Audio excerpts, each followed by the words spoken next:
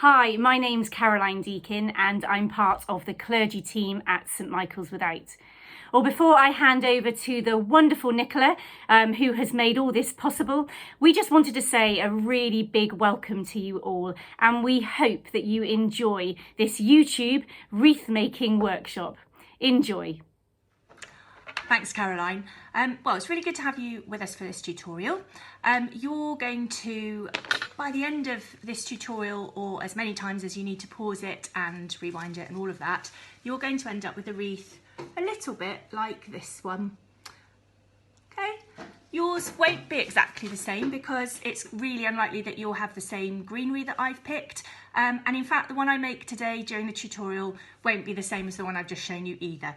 So what I'd like to do in the next segment is take you from this wire ring that you should have in your kit, add some moss from the bag of moss that you should have in your kit, and take you to a fully mossed ring, which will then be able to act as a base for your wreath. This is what your mossed ring will look like. And the reason we have the moss on the ring is to soak up plenty of water so that your wreath stays nice and fresh and green over the Christmas period. And it also gives us a nice sort of cushiony base to add the foliage to. So I will now show you how to moss that up. So this bit of mossing up the ring is just for those who've actually got the kit from St Mike's, and the twine that you've got for attaching the moss to the ring comes in a sort of looped bit of twine like that, and we're just going to wind it into more of a ball because that just makes it easier for us to attach the moss. Okay, so all I'm doing is winding it up into a ball, so it's just easier to pass it through the loop and attach the moss that way. Oops, just got to keep going. You should have plenty of twine to go round at least twice, which will make more sense when I've shown you. But you also need to save about a 30cm length of your twine so that when we've completed the wreath, you can make a hanging loop. So there, I've now got a little ball of twine, which will be much, much easier when I'm passing it through the hoop. So as you can see now, I've got my metal ring here, and I've got my moss, which I've taken out of the bag. This is lovely moss, actually. It's collected from the forest floor in Suffolk, but the only problem with it is you do get a few pine needles as part of the deal. So it's worth, if you get masses of pine needles, just taking out a few, and also just being aware that if you do have problems with pine, it might be a bit uncomfortable to work with. So all I'm doing now is just laying the moss out on my wreath ring. Okay, and just making sure I've got it completely covered. If it looks a bit thinner on one bit, I'm adding a little bit more on there, but it doesn't have to be too neat and tidy. I'm just giving it a squash, and actually it feels as if it needs a bit more there, so I'm going to put a bit more there, but it doesn't have to be perfectly even. This is just your base, and it's all going to get covered up. Let's see, a bit more there. Oh, maybe I won't do that. That's a bit soily. It is. It's full of the bits of the forest, really. So there we go. Right. So now I've got my moss laid on. I don't want my twine quite yet. I'm just going to go round and give it a good squeeze so that it comes into a bit more of a shape. And I'm sort of squeezing it both sides of the metal ring so that it feels really nice and covered. You should feel it's got lots of water in it, and that is its job, to hold water, a little bit like Oasis foam that you can buy, but a more natural version. So now I'm going to take my twine, I'm going to go underneath. It doesn't matter where you start on the loop, but I'm just going to tie a knot as tight as I can, and your twine might disappear into the moss, that's fine.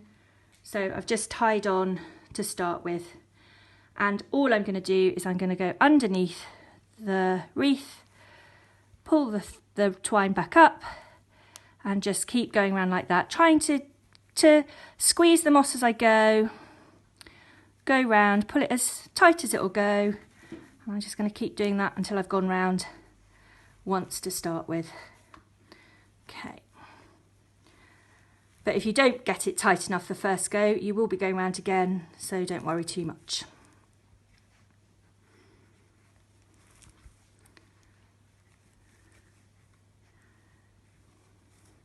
If you decide to do this again next year, most of the bits of the wreath can be reused, apart from the foliage.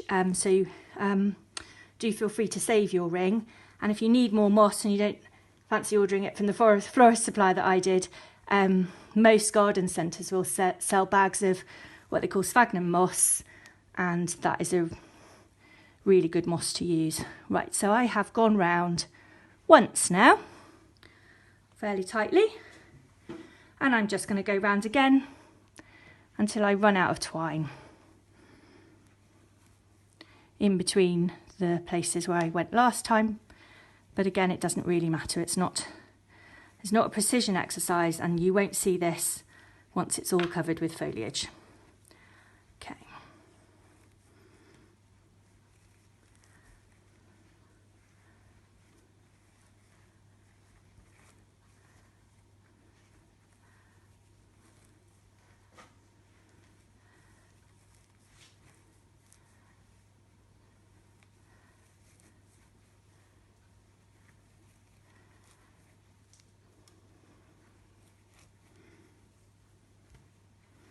You can see it's coming into a tighter shape now, but there will still be some little bits of moss hanging off. I think I'm going to stop there, so I'm going to snip my twine. Scissors would be better for this, but I've not put mine next to me, so there we go. My secateurs will do. And if you happen to have the end of the twine you started with, you can tie it on to that. But look, I'm just going to tuck it under and just tie it a few times just to secure that twine. And that's your mossed ring ready to receive the greenery. So you should now have a wreath that is covered with moss. It's feeling quite damp. If your moss has dried out a little bit, you can give it a few sprays of water now, but at any point when it's hanging on your door, you can just spray it with water to keep it moist and fresh. So what I'm going to talk about now is the greenery. So it really doesn't matter what kind of greenery you use, as long as it is evergreen and fairly waxy so that it's not going to lose too much water. Okay, so I've got various different things which I've gathered probably within 100 yards of my house. I'm not a florist, I'm not much of a gardener, so I don't know what this is called, but it looks like a small sort of laurel leaf. You don't want enormous leaves, but so I've got some of that. I have also got some ivy with some nice purple berries. I have good old Leylandia. I do know the name of that one because they tend to grow very, very tall. And you'll see that I've cut them all in sort of 6 to 8 inch lengths, I suppose. That's about the length you want. I've got some rosemary here. Haven't snipped that one off yet, but that's really good, especially for the later stages, and it makes everything smell lovely. And I've got some bay twigs, and again, that looks lovely, and the leaves are lovely and waxy and stiff, but also it smells lovely too. What else have I got? And I really have no idea what this is, but I thought it looked nice, and my neighbour had allowed me to collect some, so that's what I'll be using today. And what I've done is I've gathered, from what I've gathered, I've cut 8 or more sort of 6 to 8 inch lengths of this just to get me started, and I'll see what I use as I go along. But as you'll see when I start putting the foliage on, it helps to have 4 or 8 of each of them. Okay, you can also, there's nothing to stop you if you particularly like one kind of foliage and you prefer a less varied wreath, then you can just use 1 or 2 kinds of foliage. Anyway, I will show you now how to wire up your pieces of foliage. There are several ways of attaching your foliage to your wreath. You can just poke it straight into the moss. It will more or less stay like that, and you've got the twine to tuck it under.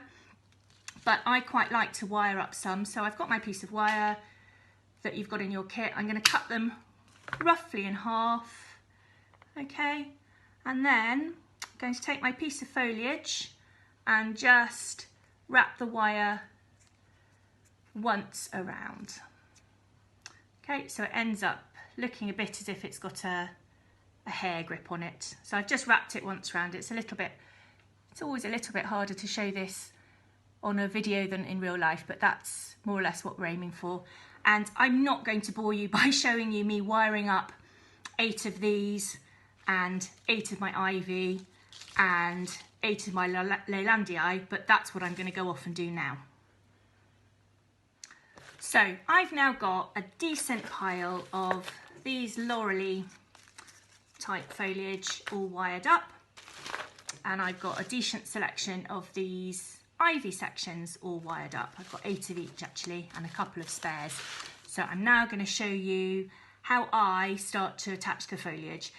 If you decide you prefer to do it in a different way, you don't fancy wiring it up, there are lots of different ways of doing this, and if you search on YouTube you'll see lots of different ways that people attach their foliage. This is just how I do it and how it works for me, so don't feel bound by how I do it, it's just a suggestion.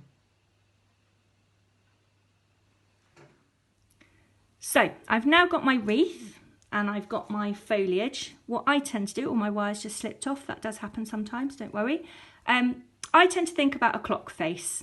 So when I start out laying out a wreath, I will put something at 12 o'clock, something at 3 o'clock, something at 6 o'clock and something at 9 o'clock.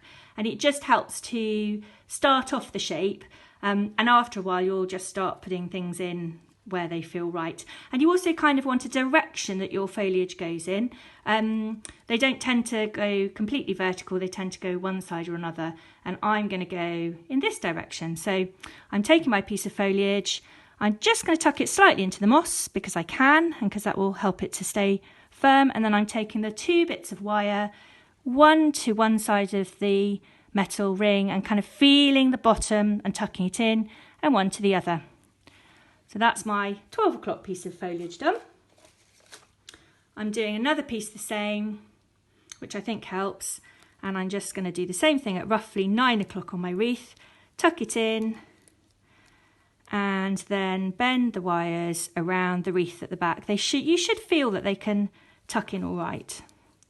Okay, so that's 12 o'clock, 3 o'clock. And now I've got my one for, give or take 9 o'clock. That's going to go in there. I'm just making sure it's the same way up so I see the nice shiny green bit, dark green bits. Poke it in and bend the wires around the back. And the last one at 9 o'clock. Poke it into the moss and tuck the wires around the back. So that's the first kind of way round on my wreath.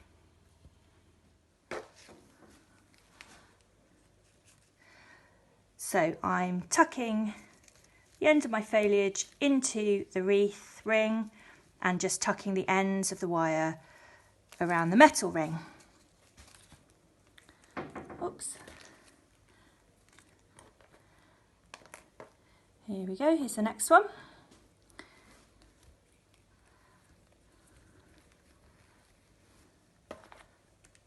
And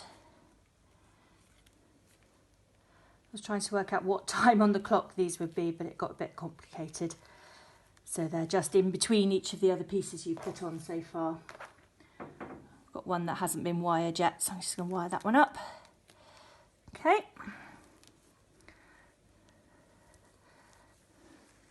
So now I've got 8 pieces, 1, 2, 3, 4, 5, 6, 7, 8.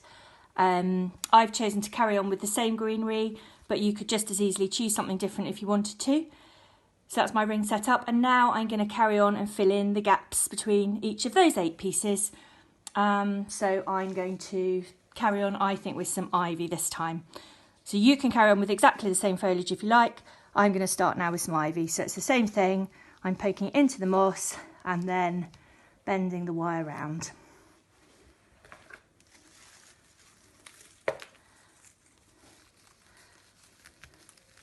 Some of my bits of ivy are bigger than the others, but that's okay because I'll balance it up as I go round.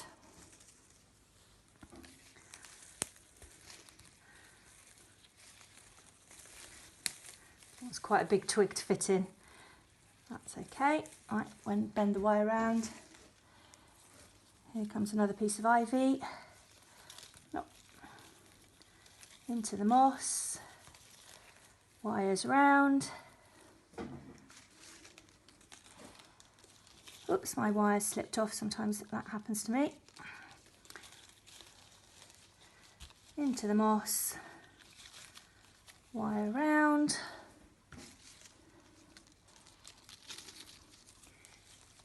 Into the moss and wire round, going in between each of the existing pieces of foliage. Hopefully I've got one more bit of ivy I can use over here. Yeah, this one isn't wired up yet, so I'm just going to sort that out. Drop the end because it's a bit too long. Grab a piece of wire, twist it round, and then that can go in there. I've already got a piece of ivy there, but it just wasn't really big enough to balance all the other pieces. There we go.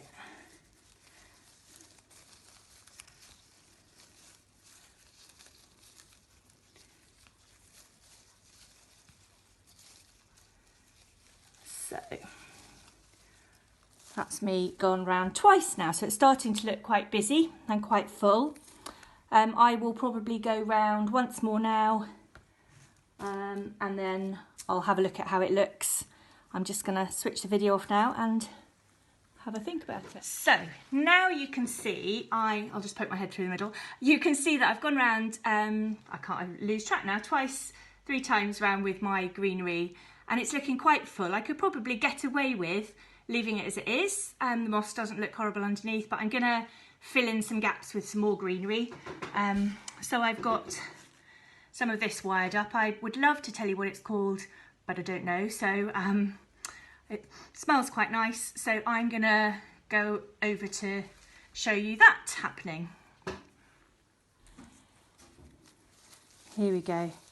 It just gets to be a little bit more now that you're finding spaces where there isn't something already, so don't worry if you don't stick exactly to sticking things in between your clock face pieces. You start to need to balance up where you've got bigger pieces and smaller pieces. So I'm tucking it in by eye where I can see there's a gap now, which probably works out pretty much the same, but there we go. There we are. I think I could do with one there.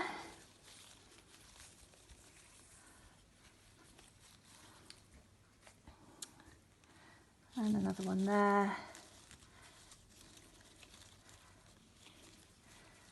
And you can't go far wrong if you just keep filling in those gaps. And equally, you can't really go far wrong with the greenery, as long as it's fairly waxy leaved, or it's a conifer. Bits of old Christmas tree that you've cut off are absolutely fine too. You really can't go far wrong with what you choose. It's all natural. Actually, I do need one there. Was looking a bit bare there. Maybe I've chosen a smaller one there, I'm not sure. Oops, that one doesn't want to go into the moss, but the wire will help it anyway. Right, let's see. Okay, let's turn it round. You'll start to get an idea of which way is up now. I used to put the hanging twine on to start with, but actually as you add the foliage, you'll start to realise which way is the top, and because I've got that big bit there, it starts to feel as if that's the top of my wreath.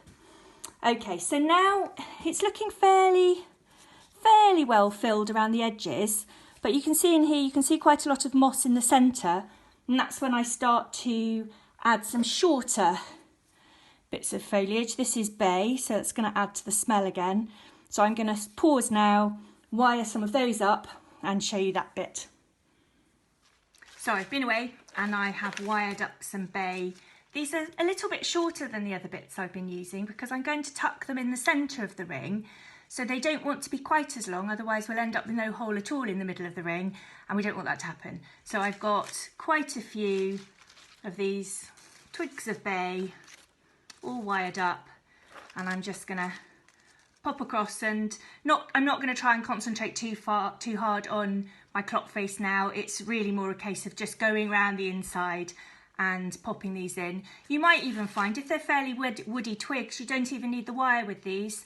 By now inside your moss you've got quite a web of twine and wire and ends of twigs, so sometimes it's possible just to find a way into the moss and just not need the wire at all, but I've wired these up just in case. Right, so I'm going to pop across to my wreath and add these in.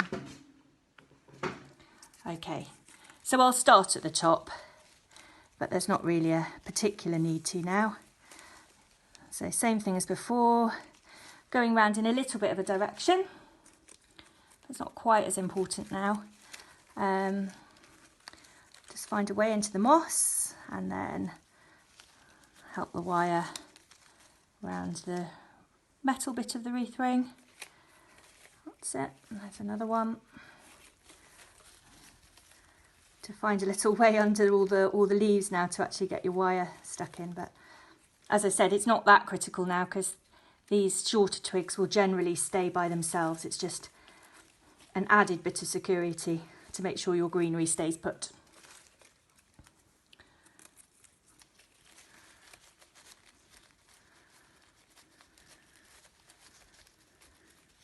I think perhaps I could have done this as a slow motion segment and just speeded it up at the end so you don't have to see the whole thing. But anyway, I've gone all the way around now, and I think that's fairly full looking now. I can just see a few gaps, so I think with this I'm taking the wire off there and just gonna poke it in. So it should find a way in. There we go. I'm just looking now and trying to see where there are gaps. That needs one there, I think.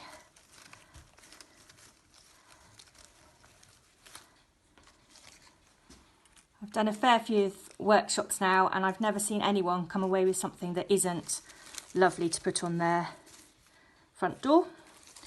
So you don't need to worry too much. More is more here. If in doubt, add a bit more foliage. Right, I think that's looking okay. Maybe one more there, which is just as well because that's my last wired up bit of bay. There we go. So I'm going to take the wire off that one actually. There we are. Right, and all I'm going to do now is I'm going to go away and prepare some rosemary just to kind of add the last little bit of smell and texture. So I'll pause now while I go and wire up some rosemary. So in the end I decided, look, here's my rosemary. I decided it's woody enough and sturdy enough that I decided not to wire it up actually. So I'm just going to go in and pop some into the nearest thing that there is to a gap now. Right, that's one. Doesn't matter if you haven't got rosemary. This is a bit where Christmas tree ends work quite nicely. Just nice to have a different range of textures. And these again are poking in towards the middle so that I've not got too much bare moss, showing.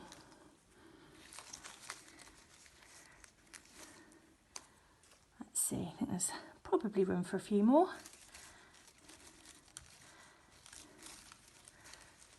Put that there. Let's have one over here.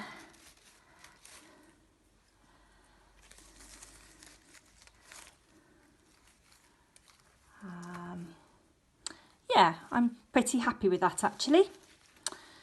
So I'm going to call that a day with the foliage and say that that is done as far as foliage goes. So by now I think my wreath is pretty much finished as far as greenery goes. I'm noticing that the hole I can look at you and talk through is much smaller, so it kind of says that it's looking fairly luscious and fairly covered, and I'm going to stop there with the greenery. The next thing I'm going to show you is how to make the hanging loop. So you should have about 30 centimetres left of your twine, but if you haven't, don't worry, or if you want to use a prettier ribbon, then that's totally fine. Anything will do. It's always best to go a little bit longer rather than make it too short, because it's hard to tell exactly how long you're going to want that loop to hang it on your front door. I'm not convinced by number 10 Downing Street's wreath. It looks a bit too low to me, but what would I know? Anyway, I'm going to go across and make the hanging loop and just get that bit finished now. So I'll show you what to do. So for my hanging loop, I've decided which bit is the top. I had a little last look at it just to see if it needed any extra bits and pieces, and just to check I was happy with which way was up, and I think I am. So I'm just going to thread my twine, well, feed it underneath the wreath, and then just find a way for it to go through all those bits of luscious foliage, and let's make sure it doesn't sort of pin any leaves down that you want to be free. And then I'm going to tie a simple knot at the top. I quite like to then pull the knot through so that I see the loop and not the knot, but it really is absolutely fine either way. Oh, and I'm going to cut off those two little ends so it's a bit tidier. Okay, there we go. So the last thing for me to show you, which I'll do over on the other side, is how to thread up some orange slices so that you can add just a little bit more colour and a little bit of contrast. So as part of your kit, if you've had the kit from St Mike's, you should have some orange slices. I think yours will look a little bit better than these. I've got the last few end ones. But should you want to make any more, or to repeat this next year, they are quite simply whatever oranges you find in the shops. If you want very little ones, clementines are quite good. Satsumas tend to be a bit floppy, but you can also use ordinary oranges. Slice them almost as thinly as you can, unless you are very, very good at thin slices. And then you've got two options really. One, you can pop them in an oven on the very lowest setting that you've got. Mine is 50, and pretty much giving them a few checks, you can leave them there all day. Or if you're in a bit more of a hurry, you can put it on a sort of 100, 120 setting, but you do need to check them sort of every half an hour to make sure they're not burning. And before they go into the oven, probably on the grill tray grid, or on a baking rack, so the heat can get to both sides, you do need to blot them with kitchen paper or a tea towel, just to get out some of the moisture so that the oven hasn't got to do quite so much work. But anyway, after a while they will be completely dried out. And you've got 6. I tend to like to do them in 3 sets of 2, but it's up to you. You could wire up 6 separate ones if you wanted to. I'll show you how to do the 2 together. This time, hopefully you've got 3 wires left by the end of your foliage. This time you don't want to cut it in half, you want the length really. So first of all, I'm just gonna, I'm gonna bend my wire in half so I've got effectively like a hairpin. And then take my 2 orange slices and it should go through fairly easily. Just try not to pull too hard when it goes through, because it might break your orange slice. But you've probably got a couple of goes on that. And the only thing to say is you probably want them overlapping almost entirely, but with a little bit left at the side so that you can see both orange slices. So I will do the other 2 just to show you. So I've got my 2 orange slices almost completely overlapping, but not quite. I'm going to make my hairpin with my whole wire this time, and just go through in the pith of both of the oranges, and then I've got a wired up pair of orange slices. One more to do. Show you again. I'm going to bend my wire into a hairpin and then go through both orange slices to the other side. So that's how I wire up my orange slices. If you happen to have cinnamon sticks, it also looks quite nice with a cinnamon stick poked through the loop of the hairpin, if you like, but I've shown you without because it's also very beautiful without. So that's how to wire up your orange slices. So I'm over at my wreath again, and I'm going to show you how to attach the orange slices which is pretty much pretty similar to how you've been attaching foliage, except that you want to make sure that these stand fairly proud, because you've probably got quite a height of greenery sticking out of your wreath. So if you push these too close to the moss, you just won't see them. They'll kind of disappear into the foliage. So what I'm going to do is I'm going to poke the 2 prongs of my wired up orange slices through the wreath so I can feel both ends come out the other side. You won't be able to see this bit, but then I'm just going to bend them in a little bit so that they stay like that. So that's one set done like that. This is the tricky bit, because you've got 3, you've got to sort of find out where roughly, that's 12 o'clock on the clock face. You probably want another pair at about 4 o'clock. So they go through, find the wires underneath, and if you can, twist them together. Not sure I can, I'm just going to bend them so that they're flat against the wreath. And then where's my 3rd set? Oh, one of my oranges fell off my 3rd set. Let's just pop it back on. Don't know what went on there. Okay, so I'm going to try and find roughly 4 o'clock. No, I'm not. I'm going to find roughly 8 o'clock for this one. Push it through the moss. Oops, that one doesn't want to go in. You pretty much have to do this by feel. And as soon as I can feel both bits of wire coming out, I'm just going to bend them so that they pretty much stay. And then you've got, because they're sort of standing proud off the ring, you won't lose them in amongst all your foliage. If you happen to be lucky enough to have holly berries or something red, sometimes it's nice to put something red in between each of the orange slices. I haven't, and I'm quite happy with that. I'll show you over at the main screen, but I'm pretty happy with how that's looking. I think I'm pretty much done.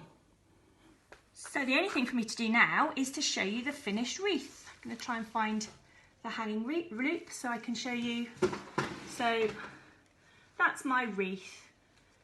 I mean, I might have a look at it later just to make sure it's properly balanced, but I think that's looking pretty nice. And I hope yours is too. And I hope you have a very happy Christmas and enjoy your wreath. Take care. Thank you, Nicola. That was brilliant. And we would love to see the wreaths that you've made. So if you're able to, do send us a picture via email. And we're hoping and praying that possibly next year, next Christmas, we might be able to do this wreath making workshop actually at St Mike's. So we will keep you posted about that. So as we say goodbye, we just want to wish you a very happy Christmas from all of us at St Michael's. And I just want to leave you with a blessing. So the Lord bless you and keep you. The Lord make his face to shine upon you and be gracious to you. The Lord lift up his countenance upon you and give you peace. Amen.